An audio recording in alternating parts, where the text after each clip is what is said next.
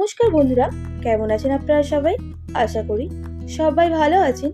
আবারও একটা নতুন পর্বের সাথে প্রিয়াস কুকিং ব্লগে সবাইকে স্বাগত জানাই। আজকের পর্বে আমি আপনাদের পটলের কোরমা রেসিপিটা রান্না করে দেখাবো। তো বন্ধুরা, স্কিপ না করে সম্পূর্ণ ভিডিওটি দেখার জন্য আপনাদের কাছে অনুরোধ রইল।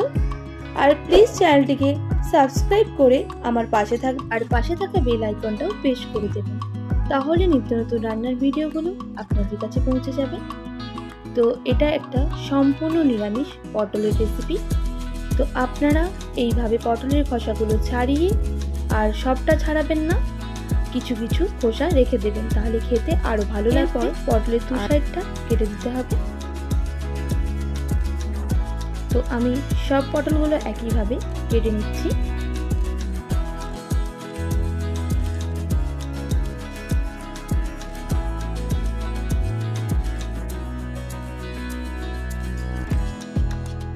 দেখুন, কাটা হয়ে গেছে। আমি এবার ভালো করে জল দিয়ে ধুয়ে একটা পাত্রের মধ্যে নিয়ে নিলাম। এরপর এর জন্য লাগবে টমেটো। আমি একটা বড় টমেটো নিয়েছি, আর সেটাকে কেটে নিচ্ছি। এরপর একটা মিক্সিং মগ নিয়ে নেব। এতে আমি টমেটো আর কাঁচা লঙ্কাটাকে পেস্ট করে নেব। এর মধ্যে দিয়ে দেব 5 থেকে 6টা কাঁচা লঙ্কা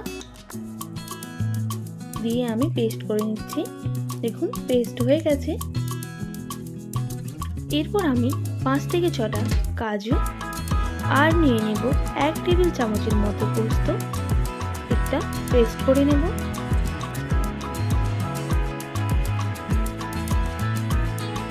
দেখুন, পেস্ট হয়ে গেছে।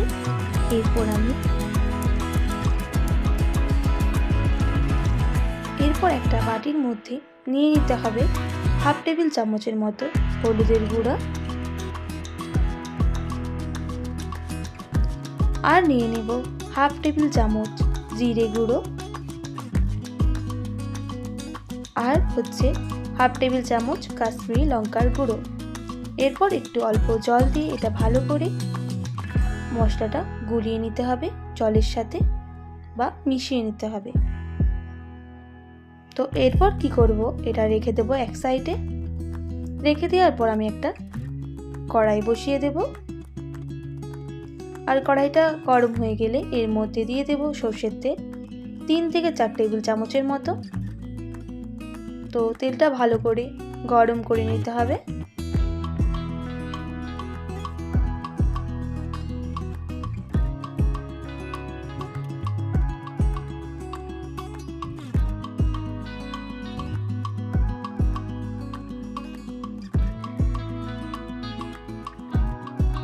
দেখুন, ভালো করে গরম হয়ে গেছে।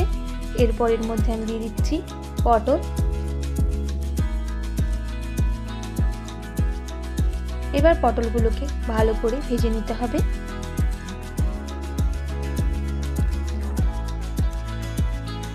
এরপর এর মধ্যে দিয়ে দেব নুন। আমি যেহেতু পটলে নুন মাখিয়ে রাখিনি, তার জন্য আমি এর মধ্যে নুন আর হলুদের গুঁড়ো দিয়ে দিতে হবে। এরপর আমি ভালো করে পটলগুলোকে ভেজে নেব। আর এখানে গ্যাসের ফ্লেমটা একদম লোতে রাখবেন, তাতে করে পটলের ভিতরটাও ভালো করে ভাজা হবে। না হলে বাইরেটা ভাজা হয়ে যাবে, ভেতরটা একদমই ভাজা হবে না।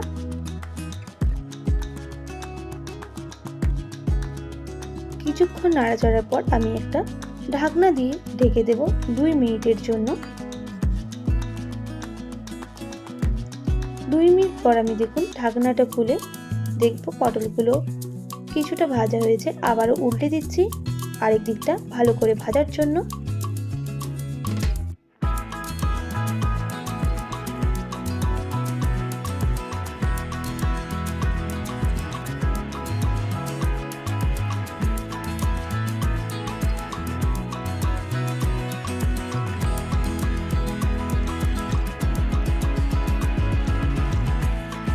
আবারও 2 মিনিটের জন্য ঢাকনা দিয়ে ঢেকে এরপর খুলে দেব 2 মিনিট পর। দেখুন, পটলগুলো ভালো করে ভাজা হয়ে এসেছে।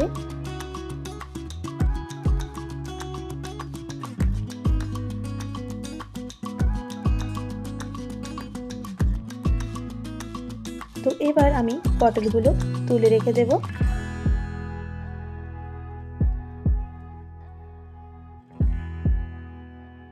এরপর আমি ওই তেলের মধ্যে কিছু গরম মশলা দিয়ে দেব। ফার্স্টে দিয়ে দেব অল্প হিং, যেহেতু এটা নিরামিষ তার জন্য।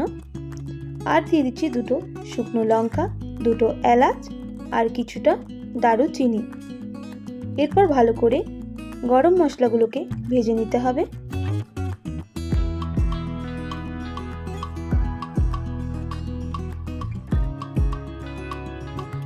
তো ভালো করে ভাজা হয়ে গেলে আমি এর মধ্যে দিয়ে দেব আদা বাটা,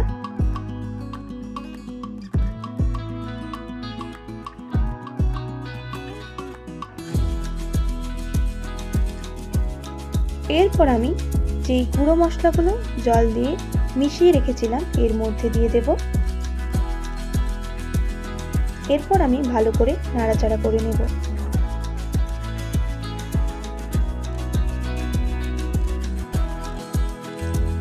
আপনারা যদি নিরামিষের দিন একটু হিং দিয়ে যে কোনো তরকারি রান্না করেন তাতে টেস্টটা খুবই সুন্দর হবে।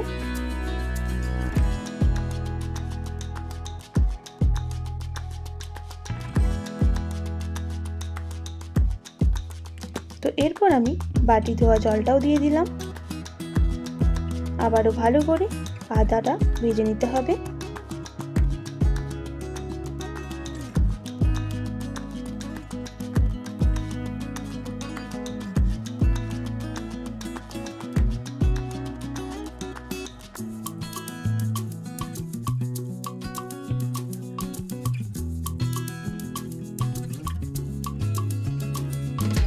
তো ভালো করে মশলা থেকে তেলটা ছাড়া শুরু করার জন্য আমি আরও ভালো করে মশলাটাকে কষিয়ে নেব।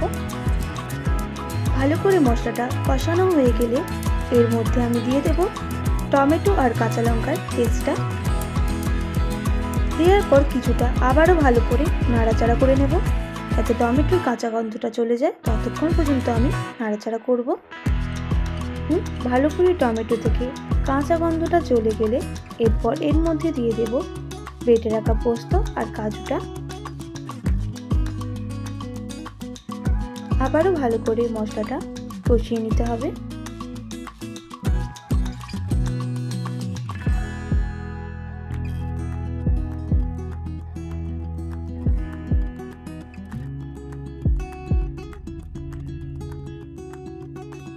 এরপর এর মধ্যে আমি বাটি ধোয়া জলটাও দিয়ে দেব।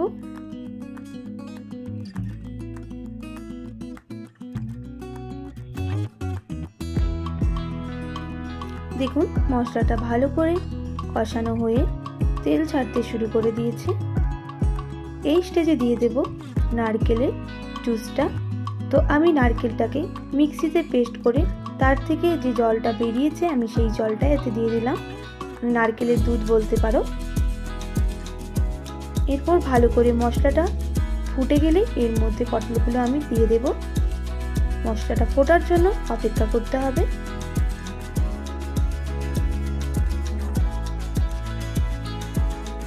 তো নারকেলের দুধটা দিলে রেসিপিটা আরও টেস্টি হবে, তার জন্য আমি দিয়ে দিলাম। এরপর আমি এখানে লবণ দিয়ে দেব হাফ টেবিল চামচের মতো। তো আপনারা নুনটা কম বেশি করে দিয়ে দেবেন।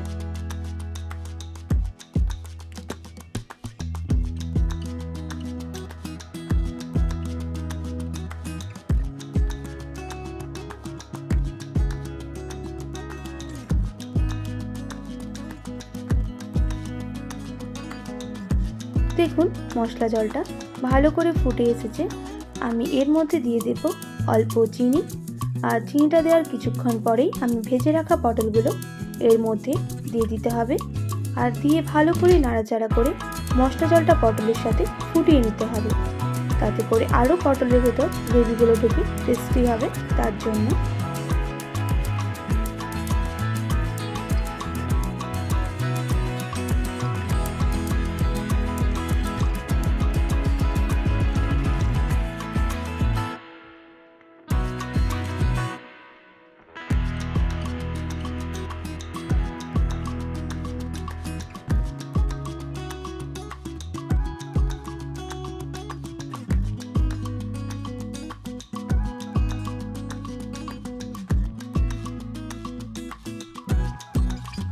ফুটে গেলে ভালো করে মশলাটা তো রেডি হয়ে এসেছে।